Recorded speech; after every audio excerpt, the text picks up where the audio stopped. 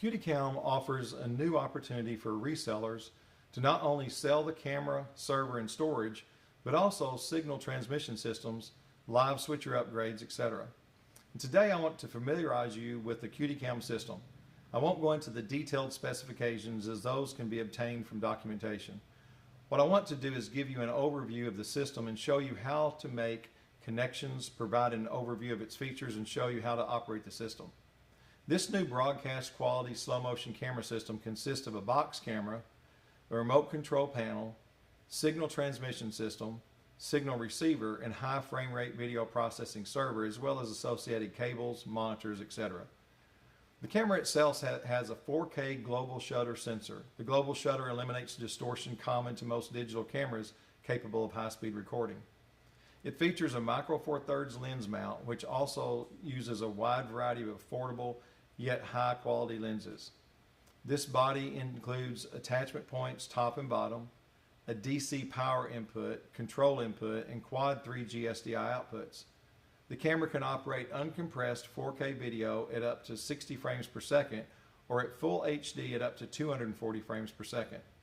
The camera output can be connected to replay servers from Avid, EVS, VSG, vMix, as well as our own QDVS server.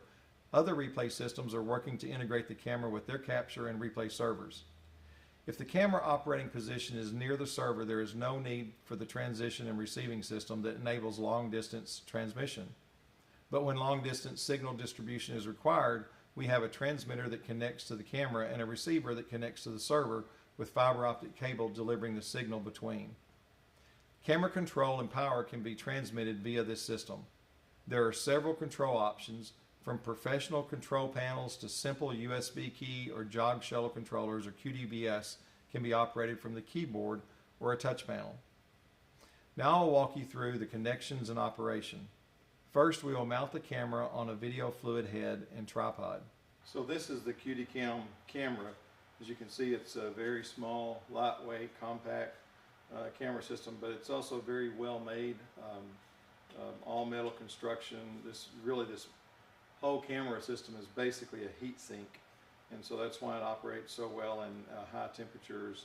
And the shock, it's a 100G shock rated, tested. So a very, very robust camera. You can, very small, you can put it any place that you need to out of the way. With the fiber optic transmission system, you can provide power through the fiber optic cable, and you can also control it with the remote control panel. You can control it remotely, so you can change the settings on the camera. But the first thing you want to do is just put it on tripod.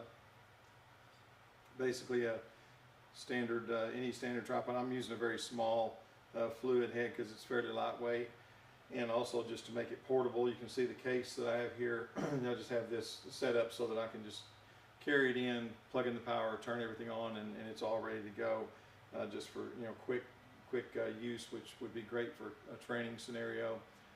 Put it in a smaller case. This is just the one that I have to put it in. So at any rate, first thing we want to do is actually put the camera system on a tripod. Next, we will connect a quad 3G SDI cable to the back of the camera. It isn't absolutely necessary to have a monitor on the camera, but you can if you want. Attach our quad SDI cables to the unit, power, and the camera remote control panel connection as well. So we just move this down. There's 4 connections here. So it's a quad link connection because it's putting out 4 60p full HD signals, and that's what allows it to record in the 240 frame per second. Just gotta make sure we get the right colors on here. You can use the camera as it is a 4K sensor, global shutter sensor, so you can use the camera with just a single output to get 1080p 60 if you just want to have a camera that will operate all day long in hot temperatures, and that's small and compact, and you can get in close. It has a global shutter, so you don't get the rolling shutter distortion. Micro Four Thirds mount, so you have a lot of flexibility in what lenses you want to use, and the ability to send the signal over a long distance. So you can use it just as a full HD single output, or you can also run it as a 4K camera with quad link, where each of the 4 connections are sending out 1/4 of the signal. So it's basically 12G output for 3G individual. So you plug in the power, plug in your remote control panel, and now the camera is ready to go. Now I'll mount the Micro Four Thirds lens to the camera. There is a wide variety of prime and zoom lenses available with Micro Four Thirds mount, as well as a number of lenses that can be adapted to Micro Four Thirds with adapters. I wanted to show you a few lens options and also discuss using converters to mount lenses from other manufacturers. Here are a few fast prime and zoom lenses from Olympus and Panasonic. You can choose the lens based on the distance from the camera to subject in the desired field of view. Zoom lenses are more versatile, but prime lenses are usually brighter and sharper. This is a Metabones Ultra Speed Booster that converts the Micro Four Thirds lens mount to Canon EF mount. You can get them from other manufacturers like Sony. The full frame focal length equivalent field of view of any Micro Four Thirds lens when recording 240 frames per second video is approximately 6 times the lens focal length due to the crop factor. So a 100mm Micro Four Thirds lens would become the equivalent of a 600mm lens in terms of field of view when recording high-speed video. When using the Metabones Ultra Speed Booster adapter, a 100mm EF lens becomes a 71mm full-frame focal length equivalent, which during 240 frame per second video recording becomes approximately 425mm. The adapter also boosts the light gathering ability of full stop, which is a plus since high-speed recording limits light gathering due to the faster shutter speed required. This Sigma 18 to 35mm f1.8 DC HSM Art EFS lens mount lens with the Micro Four Thirds adapter is my favorite combination.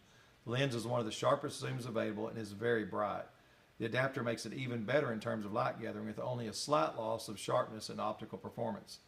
This combination gives you a full frame equivalent of a 78 to 152mm f1.2 lens, which is very bright and a useful field of view for most indoor sports. For more reach outdoors, I like to use the Olympus 40 to 150mm f2.8 lens, which gives you a full frame equivalent field of view of 244 to 915mm f2.8. If you need a brighter lens and can live without zoom, the Canon 200mm f2.0 lens with Metabones adapter gives you an 866mm lens. This Sigma 18 to 35, it's a 1.8, but this is a EFS mount for Canon, and so the the EFS lenses are the same. They have a little bit smaller optical element in it than what the straight EF lenses do, because it's for Canon's crop sensor camera. But with the Metabones adapter, so that's what this little adapter on the back is here. With the Metabones adapter, you can adapt EF lenses to the Micro Four Thirds system, and you have all the controls and everything. You have the contacts on the Metabones adapter, and these Metabones Ultra Speed Booster adapters, they actually crop 0.71 crop, but they boost the light gathering by 1 full stop. So this lens turns out to be a 1.2, an f1.2 lens, which is a very, very fast lens. And for indoor sports, when you're doing high-speed, slow-motion video, your shutter speed needs to be equal to or greater than your frame rate. So at least 250, 1/250th of a second on the shutter speed. You can go up, higher than that to freeze action better and make it even sharper video if you want. But because of the fast shutter speed, the lighting is a little bit of an issue. So the large sensor on this camera compared to many competitive units, and the global shutter of it as well, the fast readout of the sensor allows you to have better performance in lower light. But if you have a lens situation like this one, where you have the speed booster that gives you another stop of light gathering capability. It makes it just a great lens especially for indoor. It might not have quite the reach that you need outdoor, but for indoor use, it makes it a great lens for this camera. Very, very sharp, this Sigma lens. If you do any read up on it, it's an extremely sharp lens, edge to edge, and has great optical performance. So it's just a really fantastic lens for the QDCam system. So this is my favorite setup for indoor production. Now we will make the quad 3G SDI connections to the QDVS server. We developed the QDVS server, and this server is really designed, specifically to make it really fast to capture slow motion highlights, and to encode and save those highlights and share them, and even to overlay sponsor graphics or other graphics over the live video or the slow motion playback. So this is something that we developed just for that specific use.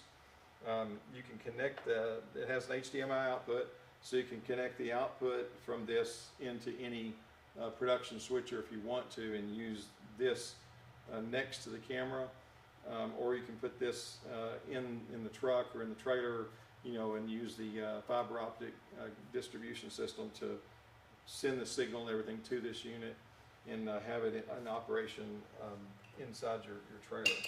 So it basically has the same connections. You have the quad link connection to the server as well. So let's get that connected up real quick. Make sure we get them on the right inputs.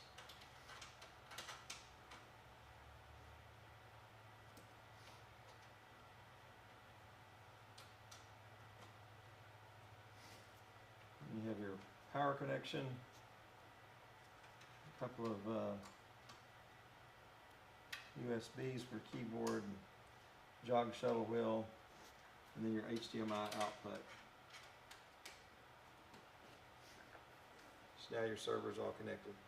Let's connect the remote control panel to the camera. This is your remote control panel that controls the camera system.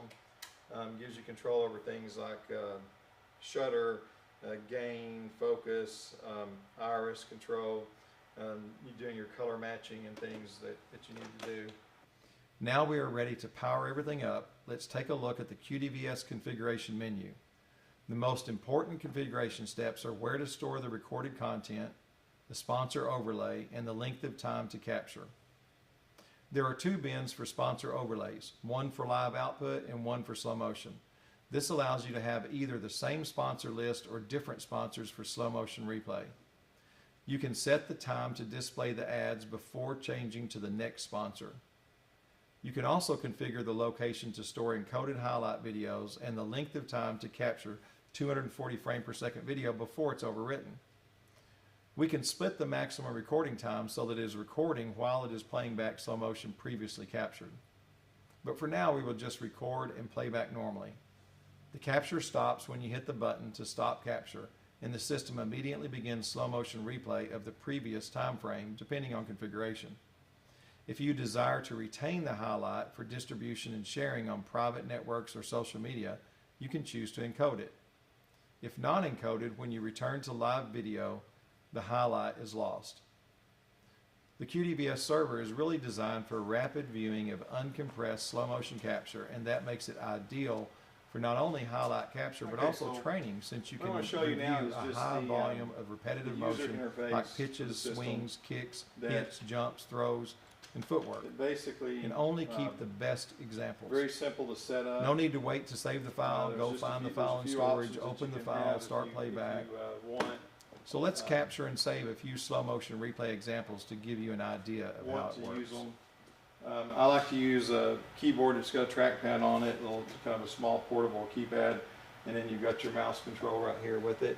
And so if you can see here on the playback, you have your live view delay time. So if you want to delay the live view, you can set that delay time for your live view.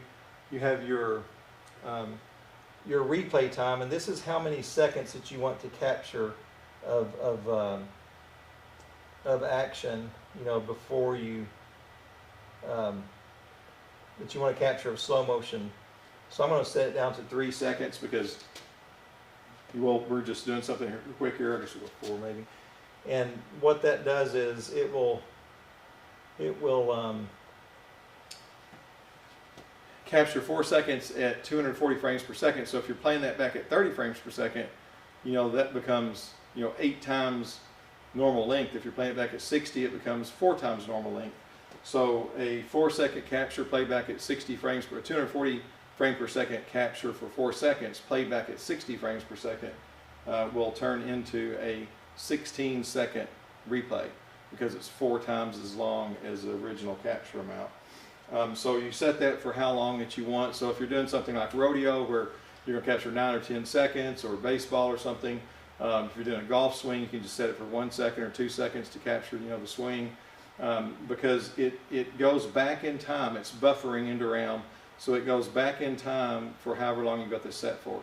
So when you hit the key to start or stop capture, it will go back in time that length of time into the buffer when it's constantly overriding the buffer for that length of time as you're going. Then you can also have auto replay if you want, where it just automatically goes into replay mode. You can tell it to play continuously until stop is pressed, so it just plays over and over again in a loop. You can have it play through one time. There's different options here for that. Forward and reverse function, you can have it skip 1 frame or multiple frames at a time. And then the double buffer, it allows you to have 2 buffers, so it's buffering in the background while you're viewing something that you just captured before, and then you can go back and see that buffer of action that's happening while you're doing that. You can also set your encoding preferences. Right now I don't have a drive connected, so I'm not going to be encoding anything.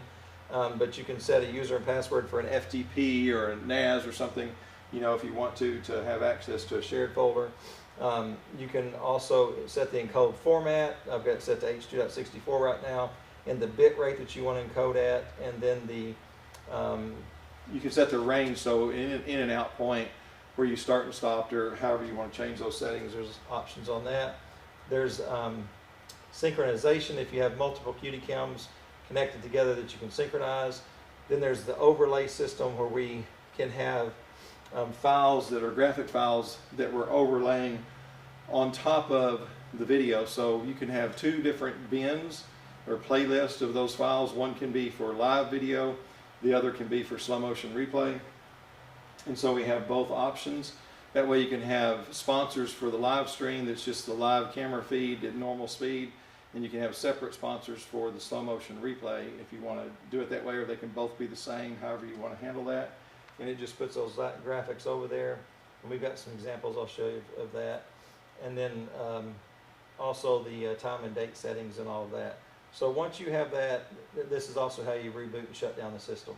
So once you have all that, you just say save and exit, and it'll take you into the camera so that you can see what the camera is seeing. So this is your live view. And I'm going to capture this little spinner here, just because that's a good thing to capture to show some motion. Let's take a look at the remote control panel. As you can see, there are adjustments for shutter speed, iris, gain, focus, color, and more. And we can operate this, if we want to, we can operate the camera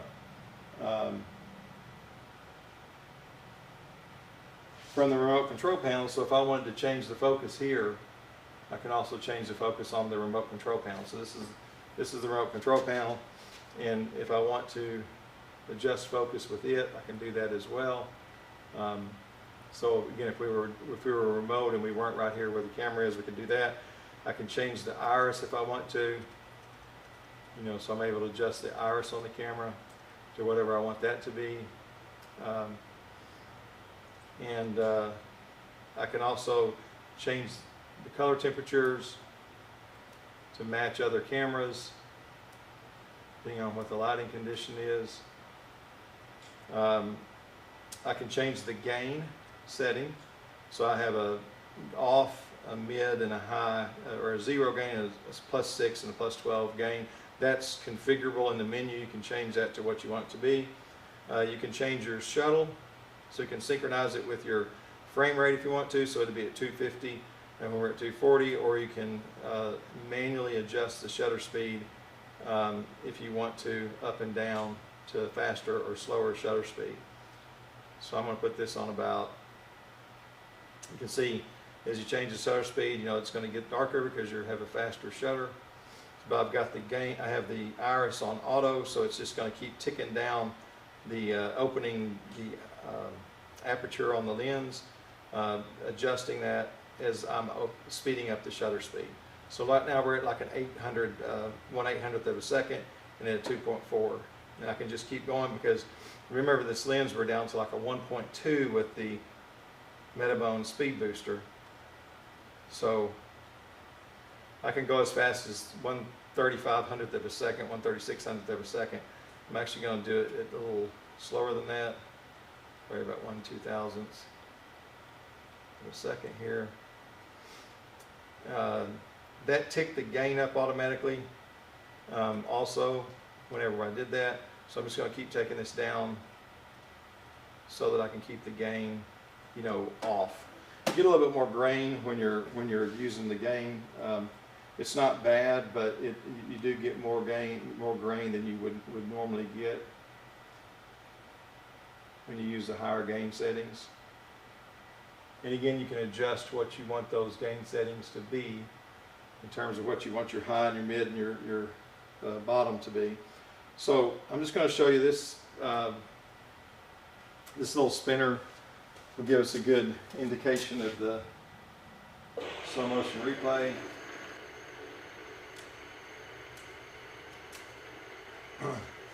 So we can stop it. We can slow it down to 1/16 speed. Here in slow motion, I've got the overlay. Let me move this over a little bit where we can go back to full speed.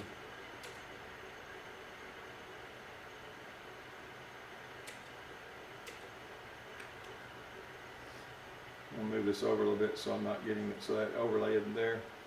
So now I'm just stopped.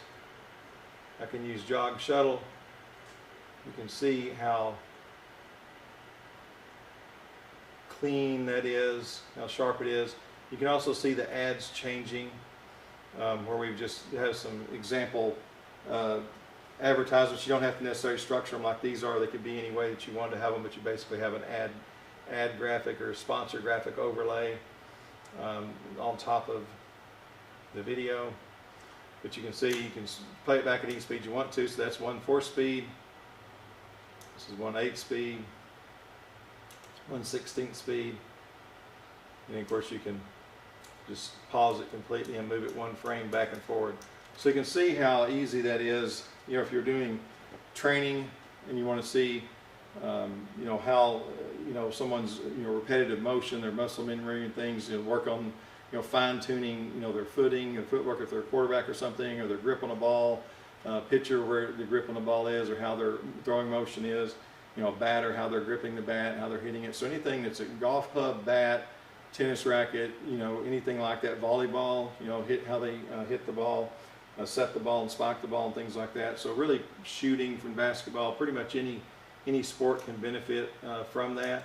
And just that slow motion and being able to stop it and say, well, I just really want to watch, this, see what that's looking like, in a one frame at a time situation, to get it right to that frame you want. When you're capturing 240 frames per second, then that's quite a bit. And then the jog shuttle lets you go backward or go forward, however you want to look at that.